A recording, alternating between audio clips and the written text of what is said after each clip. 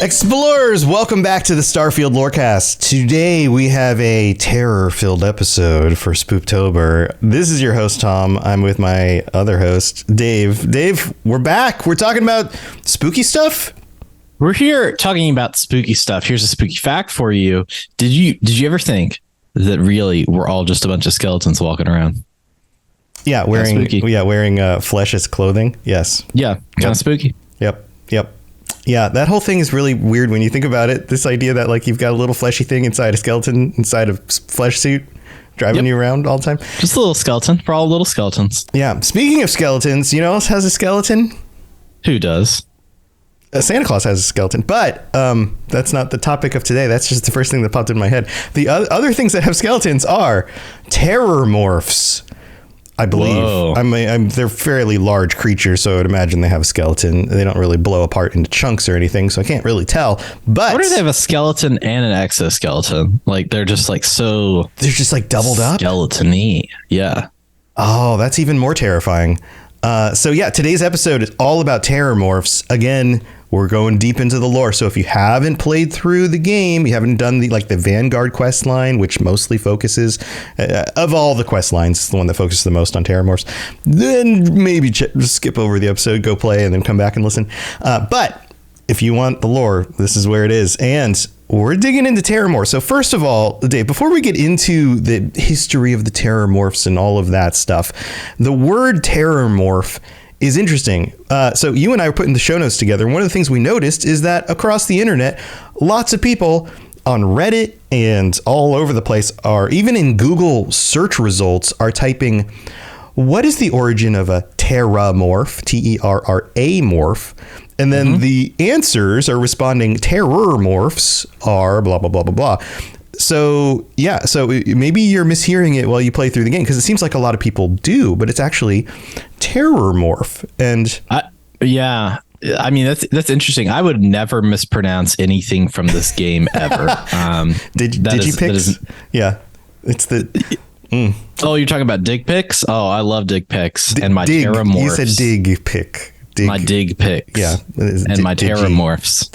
So Terrormorph. Let's talk about the words. Morph. You might recognize morph from other kinds of alien creatures, like the Alien series, Aliens.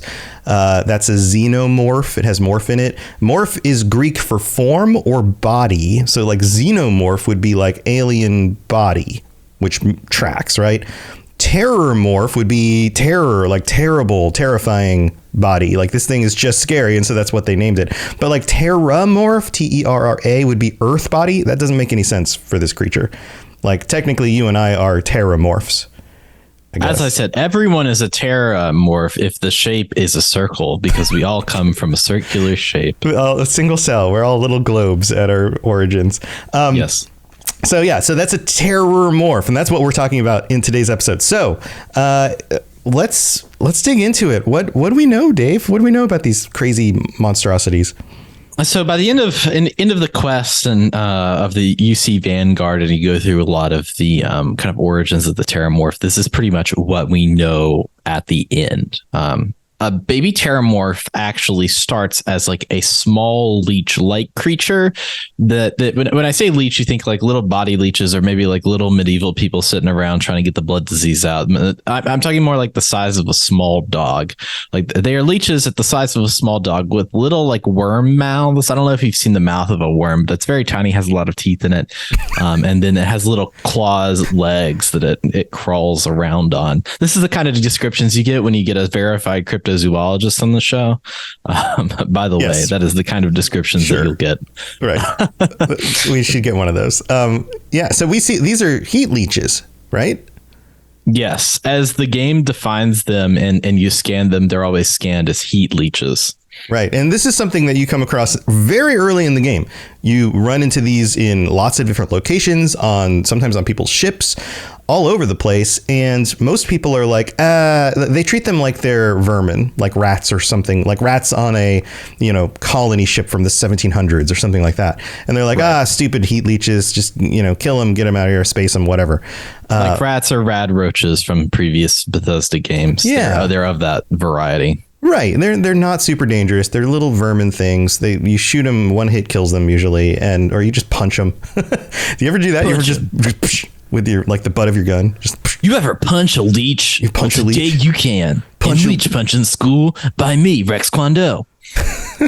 Heat Leech punching game, new on the App Store. Oh yeah. So but they start out. I was going to say cute. They're not really cute. They're kind of gross.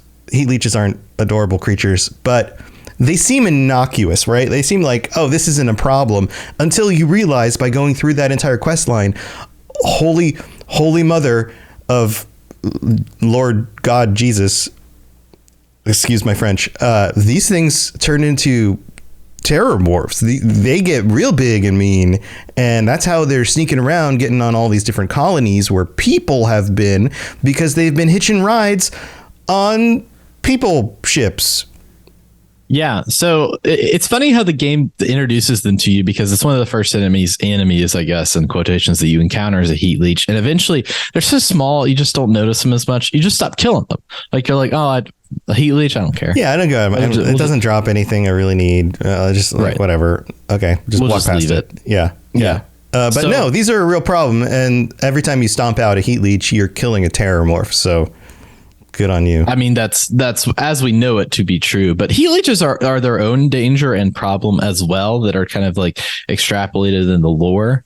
When you dive into what they do and why they got on these ships, is because they're really I guess like attracted to sources of heat, sources of energy, that's like what they feed off of. So they don't feed off of like, your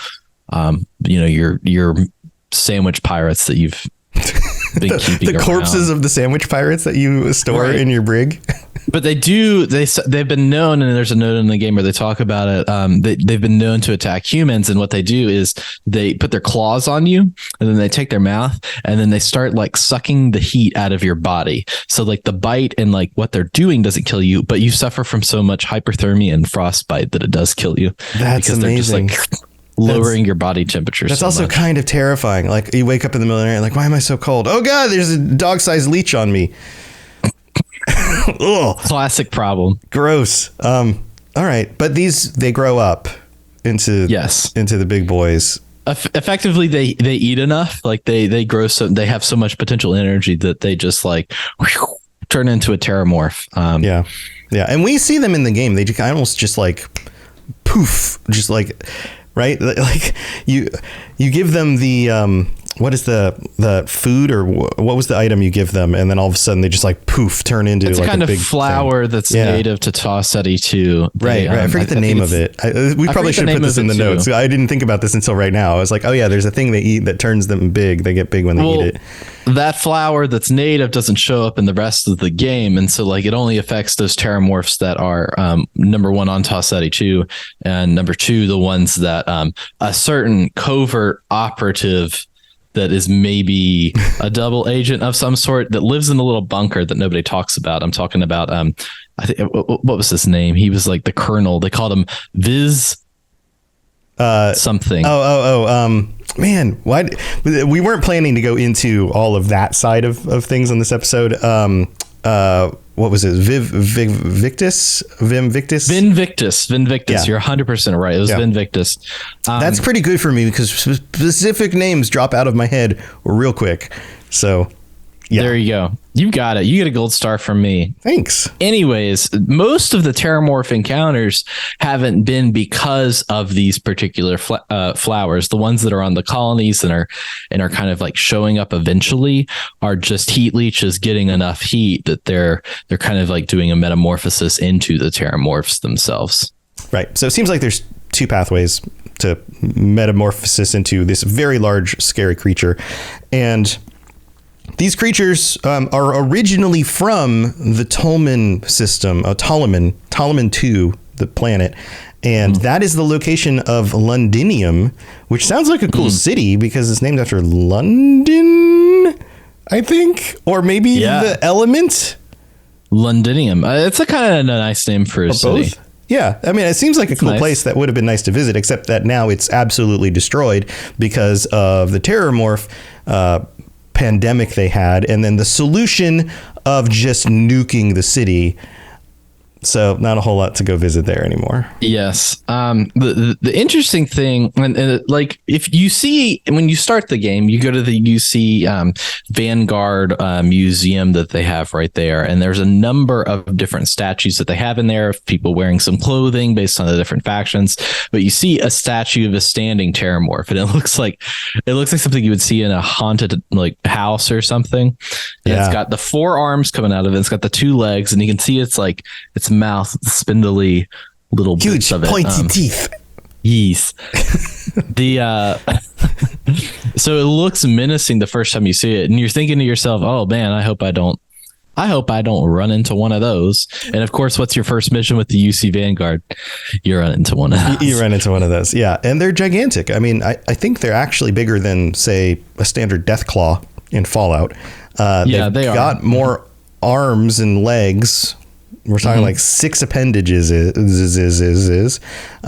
creepy looking face, and their body. It's almost like their skin kind of is stretched over their bone structure and their muscles in a really weird sort of mutated kind of way. Do you notice that? Yeah, I would say so. They're almost like a stalker of some sort. Like they're kind of it's all very sinewy, I would say. Yeah, if this sinew to it. If this was a creature in Fallout, I would assume this was some sort of mutation, right? This was some sort of FEV mutated creature of some sort. But apparently these, as far as we know, evolved naturally on Ptolemy II. So I guess this is just the way they look. They're just terrifying. But they not only are big and scary and have lots of arms and weird mouths, but they also have another ability, right?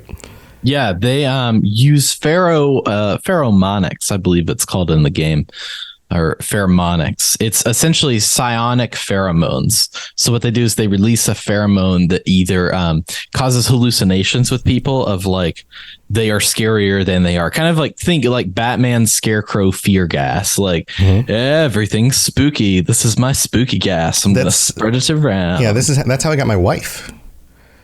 I used pheromonics because I emit those, and then she. You do? Oh, psionically. Yeah, that's exciting. That's how I convinced her. That's an exciting way of doing it. Yeah, that's how I convinced her to marry me. Don't tell her. But this is kind of crazy. This idea that like pheromones can make other things have psychological issues. I mean, you're basically hallucinating. Like if you run across these, you hear people talking to you, and they're saying things that are very disheartening. like you're never going to win. You should just give up right now. Like that kind of stuff. Right. Essentially, for the player perspective, you're hearing all these things of like, don't fight this. Here's what's happening. All of your friends are going to die, and your car's going to crash, and then you're going to owe a lot of money in your mortgage. Like it's essentially telling you all of your words. You're going to step on gum. Don't go outside. You're going to step on a piece of gum. That sucks, right? You don't want that. But to other NPCs, it's not only doing that, but it's also kind of like mind controlling them so much. In the game, you have to use like an EM rifle to incapacitate them because they're just like going crazy. They're like, I need to attack things because the Terrormorph told me. Right, which is one of the tips for dealing with these is don't bring a companion, or at least don't bring a companion that can be affected by pheromonics. That word is hard. Psionic pheromones. I wonder, I haven't tried this. If you bring Vasco with you, is he affected? I don't know, but I do remember when the Terrormorphs invade the spaceport, there's a group of like grenadiers or something that's from the UC, and they're like, hey, do you want some help? We'll go out there and we'll help you with it. And by the time you've seen everybody mind controlled, you're like, hey guys, listen. Not a good idea. You're fine. You just stay here. Right. But that might have something to do with why they were using robots in order to clean up the Terrormorphs. Right. Is because they can't get affected by that, I would assume. So that's pretty cool. Anything else about the way they function before we move on to the next section? Really, the combination of their brutality, of how quick they move, and the mind control element make them pretty much the apex predator of the galaxy. Yeah, it's pretty terrifying. Yeah, imagine getting one of these on your spaceship. That's not going to go very well. No. Nope. So because they are so terrifying, humanity decided maybe we can weaponize these. They definitely did. So you've heard about it in the game, the Zeno Warfare division of the UC. They developed this on, I believe it was the planet Crete. They had started with the different colony wars of the Freestar Collective was using the mechs to kind of do different stuff. So the UC decided we're going to weaponize actual aliens and kind of like mind control them or put some device on them so that they can go out there and fight for us. So we don't have actual people dying in these colony wars. So they started. Yeah. They started originally with the Crete Stalkers, which were crustaceous giant trilobites that they used to overwhelm the colonies. I don't know if you've looked up a picture of these. Trilobites are actual real world creatures that lasted for like millions and millions of years on our planet. Yes. But they're like tiny. They're like little guys. These things are big boys. Yeah. Yeah, like giant insect-looking things with big hard carapaces and like little tanks to actual biological tanks. Maybe you call them that. I would say so. Very hard to kill. If you're mind controlling them, I would imagine that, you know, if you had an army of giant crabs marching towards you, you would think, okay, maybe my sword doesn't work. Maybe my hammer would be better. Yeah, because you got to get through that exoskeleton, the shell. So this seems to make sense because if the enemy is using mechs, which are obviously very large, robotic, like controlled, you know, battle machines, then maybe the counter to that is a bunch of really scary creatures and you outnumber them and swarm them to the point where they can't actually fight back well against that. Like imagine being, I don't know, going through the Amazon and all of a sudden you come across like a giant, like, I don't know, ant nest or something and you fall in it. Like you can't squish all the ants. You're going to kill a bunch of them, but you're not going to kill all of them before they chew you up real good. So, all right. So anything else we know about the Zeno Warfare stuff?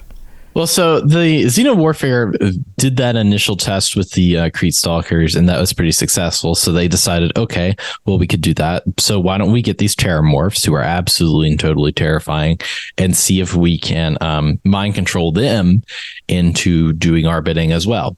They tried that, and the Terrormorphs just took over the Zeno Warfare division and killed them all. Right. Yeah. So, yeah, good story. Good try. But Terrormorphs do have a natural enemy. They do, the Aceles. I think that's how they say it in the game. And ACELES, the Aceles, were native to that Ptolemy 2 as well. They were kind of like a mix between a giraffe and a rhino. If you see them in game, they have that like kind of like horn with the armor padding down. Imagine horse armor on a giant giraffe. That's pretty much what they look like. A giraffe horse. Yeah. Yeah. Yes, this can be yours for 99 cents if you buy the deluxe version of Oblivion. Yeah, they're almost unicorn-esque, almost like alien unicorns or something. Big, meaty alien unicorns with lots of armor, and they're very, very good for the environment. But they're like the good boys. They're like the, you know, they don't attack people. They're docile, and really otherwise they're not a problem. You can have one on your farm and just like take care of it. It'll be happy there. But if a Terrormorph shows up, it's going all out. It's taking the thing down. Exactly. Which is crazy because I don't understand how these things fight. Like, how do they actually beat a Terrormorph like mano-y-mano? Like, it seems like the Terrormorph...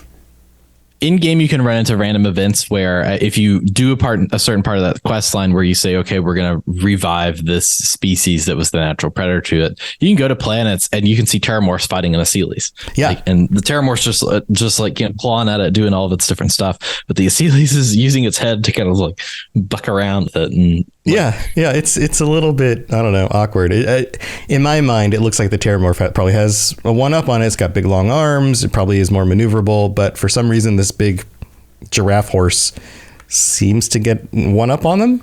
Yeah, Terrormorphs are afraid of one thing, and it's a big armored giraffe. If you're a big armored giraffe, then Terrormorphs don't like you. Everything else they could pretty much own except for large armored giraffe. So if you're ever caught in a Terrormorph thing, go to the savannah, find a giraffe, put some armor on it, ride it around. You're good. You're good. You're good. That's how you get around Terrormorphs.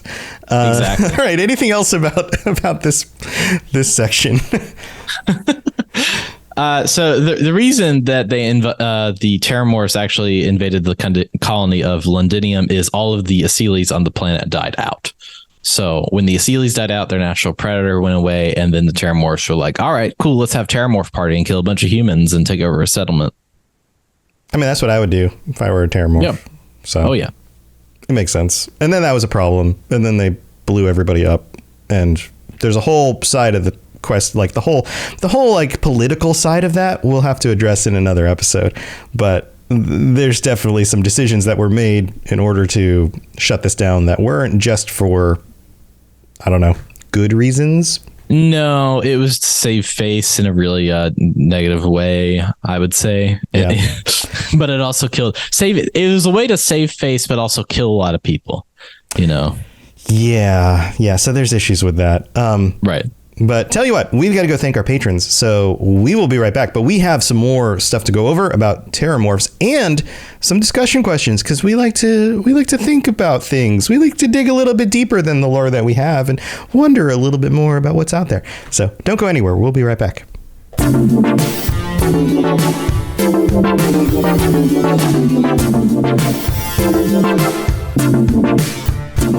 All right, here we are in the middle of the show, and this is where we get to thank our patrons. We don't have any new patrons this week, but if you would like to join us, get ad-free episodes, cool stickers and t-shirts and all sorts of fun stuff, go to patreon.com/Starfield Lorecast. Check it all out over there, and you can be our 16th. We currently have 15 patrons. You could be number 16. And speaking of our current patrons, we have to shout out our Space Lords, Commander Marcus Shepard and Worst Action Hero. Thank you for your support. You get shout outs every week at your tier, and we couldn't do it without all of you and all of your support. So thank you for being here. Also, another way to help us out would be to leave a 5-star review on Apple Podcasts. Me Greenhouse in the United States says, great guys, keep them coming. I love listening on weekly. Makes my workday shorter. So thank you, and you're welcome. I like that.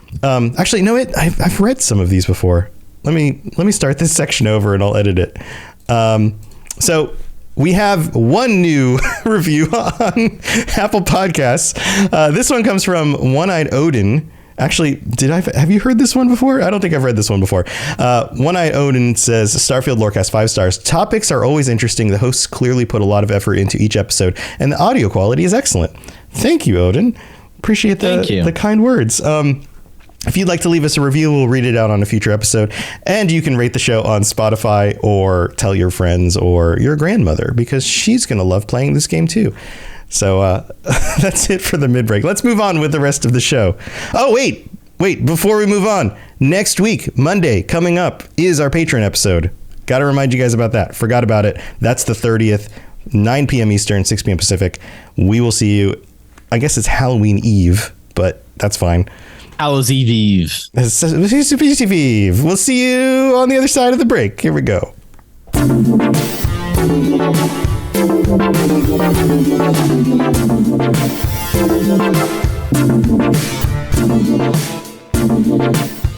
All right, we're back, Dave.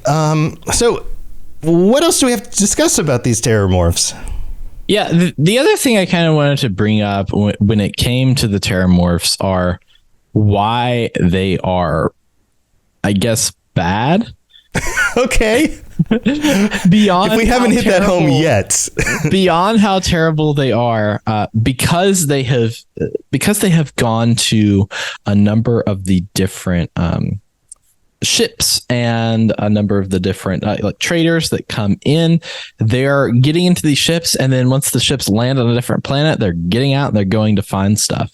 So it's always interesting of seeing what colonies are affected from the Terrormorphs, because typically colonies with low security that are just starting out are more susceptible to a Terrormorph attack than, let's say, a New Atlantis, even though that does happen in the game. Like, they don't have a natural terraform attack ever, because they're just like killing the heat leeches as they see them. They're like, okay, we've got the security force, we've got all the stuff, so we'll just get them. But out in the frontiers of space, you're not able to go through and kill all of those, these little leeches that are out there. So they just grow, they multiply, they reproduce. Any invasive species that comes through it that comes through really any ecosystem is going to entirely destroy it, much like the Terrormorphs do. So I had some examples of some invasive species, one from each of where we are currently residing, particularly in Florida and the mountains of Appalachia. Nice. All right. I wanted to talk about some absolutely dangerous creatures on Earth that are doing a lot of the same things that Terrormorphs are doing, but just at a very smaller scale and without the pherochemy that they in giant monster produce. Form either. Yeah. So, yeah. Yes. Okay, so this is cool because this is going to give us a sense of like where that concept comes from and how it actually applies in the real world. Yes, correct. So the Burmese python has been a major invasive species in Florida. So it's dated back almost to the 80s when a Category 5 hurricane came through and essentially destroyed a breeding facility for pythons. And when it destroyed the breeding facility, that means the gates came off and it's in the middle of the Everglades. This sounds like a pitch for a movie about like a giant snake. It's called Snakes in a Glade. It's with Samuel. No, but this really happened. Like these got out. Like this is part of how this happens in many different locations. Not specifically a hurricane hitting a facility and letting things out, but creatures that aren't indigenous to a specific area getting released in some way into the wild, and then they kind of dominate the niche there. They don't have any natural predators, and so they just spread and spread and spread, right?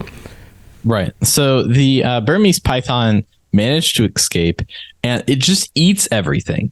It eats absolutely everything in the Everglades. There's no natural predator to it. So like all of these like smaller creatures, it can even eat alligators. Like it is a giant, just like feeding machine. The number of like fauna, like when you're talking non-reptiles, like rabbits, that kind of stuff. They did a study specifically on rabbits and found that 77% of the rabbits population before the event of the Burmese python getting out, 77% died because Burmese pythons were now on the loose. So imagine within a year, and this was over the course of a year, 77% of an entire species is completely destroyed because some snakes are in the water. That's crazy. I mean, I live in Florida. I don't live in the Everglades, but I'm not too far. I mean, I could take a day trip and go down to the Everglades. And if you've driven through there, it is a gigantic swamp. Like the water is really only a few feet deep most places. But imagine trudging through that and then coming across a python. I did say that most of these I guess what it was called invasive species aren't big monsters, but pythons can get pretty big. So I guess this one counts for that too, huh? The pythons are known from eating anything from like the size of like a duck to like a full-on white-tailed deer. Yeah, like that's pretty big. That's pretty big. They will just consume them. They will kill them and stun them and then slowly engulf them into their bellies. Well, I feel much better about going out into the wilderness here where I live. Well, since they did that study, that's why in Florida there's a lot of laws on what kind of exotic pets you can have, because they don't want you getting tropically exotic pets typically if you live near the Everglades, because what if those pets get out? What if your giant venomous snake or whatever kind of snake you have gets out into the Everglades and then it starts reproducing, and then you have all of these even more invasive species getting out. Same thing for like lizards, that kind of stuff. Anything that does well in the Everglades. I don't think they're worried about dogs or cats. Yeah, no, dogs and cats are not going to survive. They're going to become food in the Everglades for those other creatures. Yeah. But those like tropical kind of like exotic animals, there's a lot of laws in Florida regarding that because of the topology and a lot of the geography that's in that region. So I always think that's interesting about the pythons, of like, all of a sudden there's a hurricane where it destroys the breeding facility and then the pythons are let loose. Like that sounds like something from Starfield of like there was a storm and then it attacked the facility and the Terrormorphs came out and right. The ship crashed and then let loose all the things that were in cages. Yeah. So wait, you have another example here of something that's a little bit not as scary. It's not as scary, but feral hogs are one of the oldest invasive species in the United States, dating back to the 1500s. So when you are out and about, like pigs are not native to America.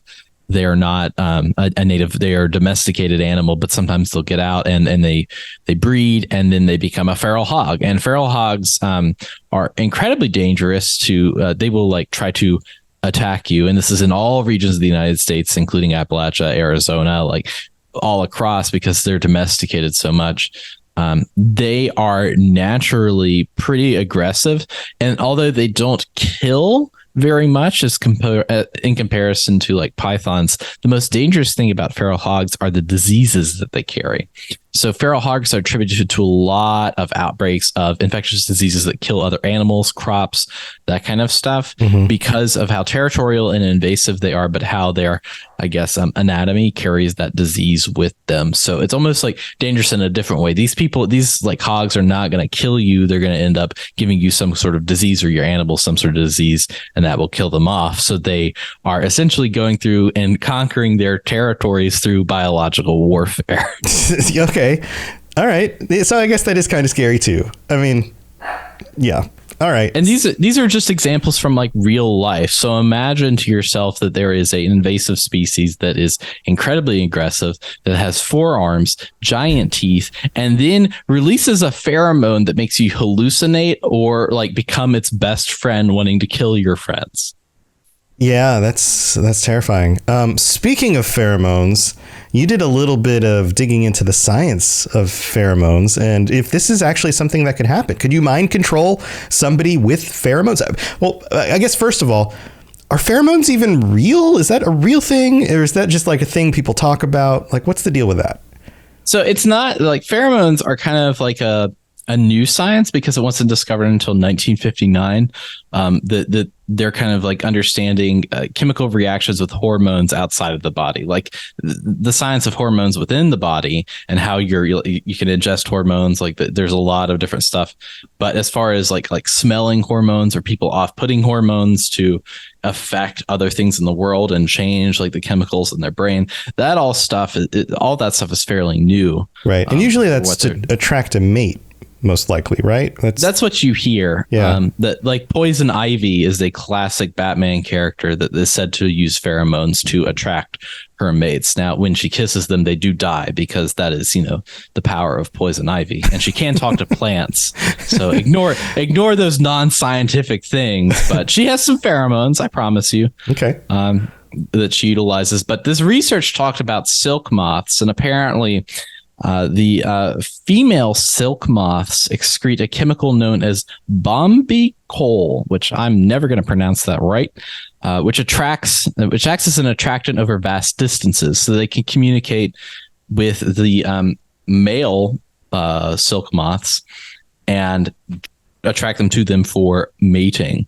So these silk moths are essentially using it to communicate and mind control other moths to come to them, much like how a Terrormorph acts. It's like communicating, hey, this is the worst thing that can possibly happen to you in this moment and everything's falling apart, or go as far as like breaking your mind and you're completely out of control. That's what these Terrormorphs are doing, is that same like silk moth behavior. Instead of like, I'm the best and most lovely silk moth, they're saying the Terrormorph has destroyed your life, your family, your mortgage, your car, and all of your special hobbies and toys at home. Right. You're gonna step on a Lego. Yeah, so it's like the opposite direction, but also like turned up to 11. Yes. Yeah. Oh, that's so weird. Okay. That's it. It's crazy to think that like a chemical that you could smell in the air, somehow get in your body from the air, could have that strong of an effect. But I mean, if you think about it, like our ears and our eyes, our other senses have very strong effects as well. Like some creatures puff themselves up real big, or even just interactions with other humans, body language, or the words you say and how you say them will affect the behavior of other people. And we don't even think about it that much, but like the skin is so absorbent. Like you can absorb things through your skin. That's why like patches and stuff are right there. But that's also a way to enter your body is through your skin. So maybe even just like being in the vicinity of it. It's not necessarily through like an orifice or something, but just like, you know, like a nicotine patch or something like that. Yeah. It's getting absorbed into the skin. So even that from that perspective, my question are where are the Terrormorphs touching us? Is it through our mouths, our nose, our ears, our eyes, our skin? Where? Show me where the Terrormorph touched you. I do not give permission. I do not give permission, Terrormorph. Stay back. Okay. Anything else about these moths and how this might work? No, I think it's incredibly interesting though. The amount of stuff that animals do naturally that we just like forget about. Like, yeah, I'm constantly amazed by that. Like the funguses that take over ants and control their minds. And now they've got these like zombie ants walking around. Like nature is metal. Yeah. One of my favorite subreddits is nature is metal. Yeah. Nature is pretty metal. Yeah. It's some crazy stuff. So, all right. So that's the Terrormorph and some of how it actually works as an invasive species, as a creature that can emit pheromones and control you, and some of the history around it. As I noted, as we're going through the episode, we're going to get into some of the other like more political aspects of the game and go over that stuff in the future. But we wanted to cover something particularly terrifying for Halloween. So it's in the name. It's in the name. So there you go. Terrormorphs. We will be back next week with a patron episode we will be recorded on Monday, and then it'll go up on regular times on the different services and things like that. But you've got time, if you are listening to this before Monday evening, to sign up on the Patreon, join us, and we're going to talk about whatever our patrons decide will be the topic. This is your forum to geek out and have some fun talking about Starfield. So you're welcome to join us. Dave, you got anything else going on before we head out? Yeah, I've got Rad Rolls is kicking off our final we did a two-parter of Elder Scrolls, and so the second part where we do a mushroom casino heist, as I call it, is kicking off this week, and then we are deep into campaign 2 of our Fallout core campaign. We wrapped up campaign 1 earlier this year, and now we're getting back into campaign 2 come end of November, so look forward to that. You can find all that stuff at Rad Rolls on YouTube, podcast services, and more. Awesome. And then I of course do other lorecasts like the Fallout lorecast, Elder Scrolls lorecast, Lord of the Rings lorecast, and the Mass Effect lorecast. You can look those all up on whatever podcast you're listening to this on, or go to robotsradio.net where you'll find those shows and a bunch of other shows by other hosts on the network. So there's lots of fun stuff to listen to. And thank you for tuning in. Thank you for being here. And until next time, stay safe out there. And if you see a heat leech on your ship, stomp it out. Save a colony somewhere. We'll see you next time. Smile, save a colony, stomp a heat leech. There you go. We'll see you next time.